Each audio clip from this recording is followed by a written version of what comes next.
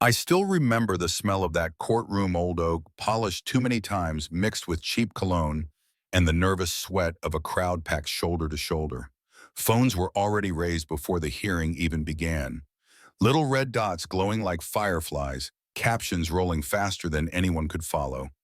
And right in the middle sat Kira Monroe, a Navy veteran who had dragged herself through places most folks only see on a map, a black woman in a pressed uniform who'd learned long ago how to keep her back straight even when the room wanted her bent. Across from her was Officer Randall Doyle, big guy with a badge and a chip on his shoulder, grinning like he owned the building. He'd been whispering to his buddies since she walked in snide little jokes about her service, about her being a diversity recruit. I caught one line drift over the benches. "She's only good for licking my boots." And then in front of the judge, cameras rolling, he lunged. His boot cracked against her chest so hard the sound echoed off the marble. Kira went down blood bright against the pale floor. For a second, the whole place went dead silent. I swear I thought she wouldn't get up. But she pushed herself up slow, like every muscle had its own plan. Wiped the blood from her mouth, stared at him dead on, and said, "You just made a mistake." You could feel it shift the air of the crowd even. Doyle's smirk faltered, and then she moved. Years of training uncoiled her, strikes snapping through the room like thunder. Doyle staggered back, clutching his face, his whole swagger gone in a heartbeat. Phones caught every frame. Hashtags erupted before the judge's gavel even hit wood. But instead of helping her, security piled in on Kira, shackled her wrists, dragged her out like she was the threat. By the time they shoved her into a holding cell, justice for Kira was trending in 3 languages. I visited her in that cell with Marcus, an old friend from the Bureau, and laid a folder on the cot between us, dozens of photos and reports about deaths swept under the rug, everyone stamped closed by Judge Henry Mercer. Doyle wasn't the mastermind, he was just the blunt end of a hammer Mercer had been swinging for years. Out on the courthouse steps, the protest started small. Hand-painted signs, neighbors with cell phones, but it grew overnight into a human ocean. They were chanting her name, holding up pictures of her standing tall, after the kick fists, raised eyes blazing. Inside, she sat on that narrow cot, ribs aching, staring into the surveillance camera, daring the world to keep watching. Then came the betrayal.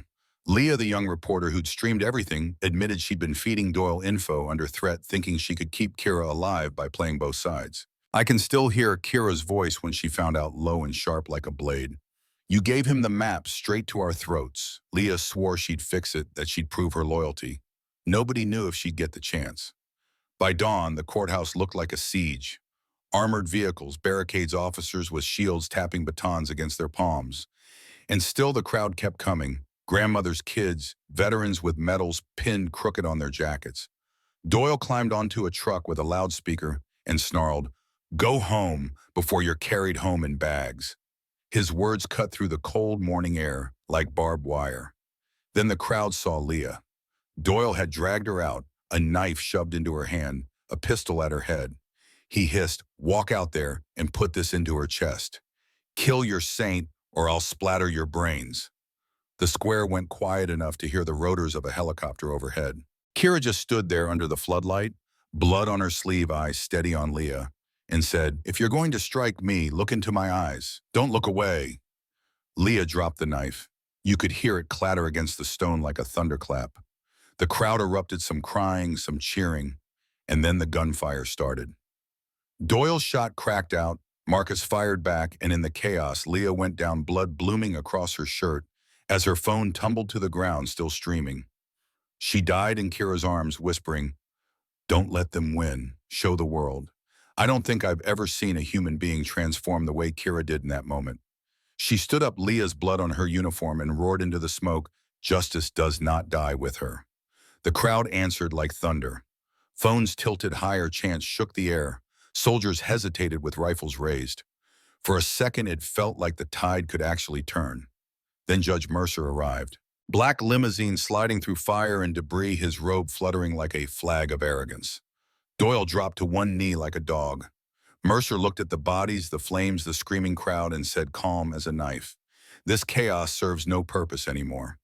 And then, as if daring the world to blink, he admitted it.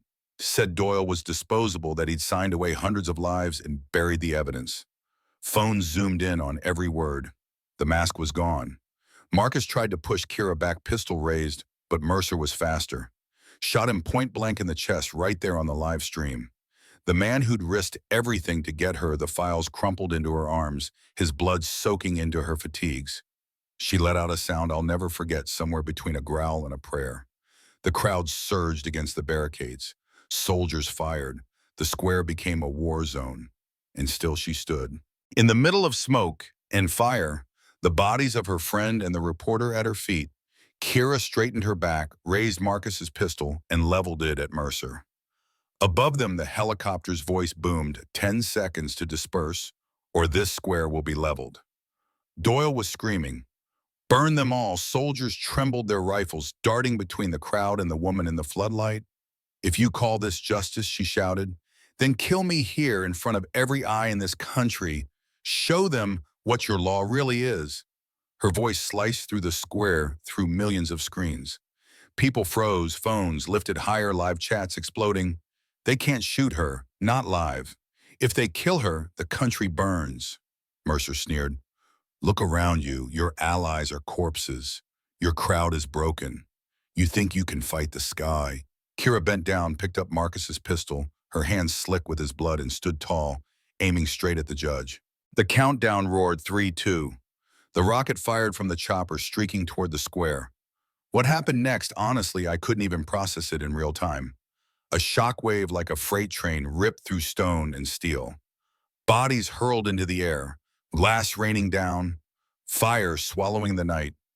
And in the middle of it all, for one last instant before the smoke closed over everything, Kira Monroe stood alone, framed by flames, pistol raised, a silhouette carved into the country's memory. People say she died in that blast. Others swear she slipped into the tunnels and escaped. There are grainy clips that claim to show her weeks later in another city, scars down her arm, eyes just as hard. Me, I don't know the truth. All I know is that she changed the game. The protests didn't stop after that, they spread. London, Johannesburg, Sydney, Chicago. Her face on banners, her name in chants. Half the country calling her a hero, half calling her a criminal. But nobody could ignore her anymore. Sometimes I think about her last words in the square, how she stared down all that power and said, "Take mine." Whether you loved her or hated her, you can't deny she forced a mirror in front of the whole system, made people look at who held the power and who paid the price. And that's where I'll leave it, with an image burned into my brain of a woman standing alone against the machine, not as a soldier, not as a victim, but as a symbol. Now I want to hear from you. Do you think she was right to strike back? Do you believe a system like that can ever be changed from the inside? Or does it take someone breaking it open for the world to see? Drop your thoughts in the comments. Tell me what justice means where you live, what you've seen, what you believe. Because stories like this, they don't end in one square on one night. They keep going until we decide what comes next.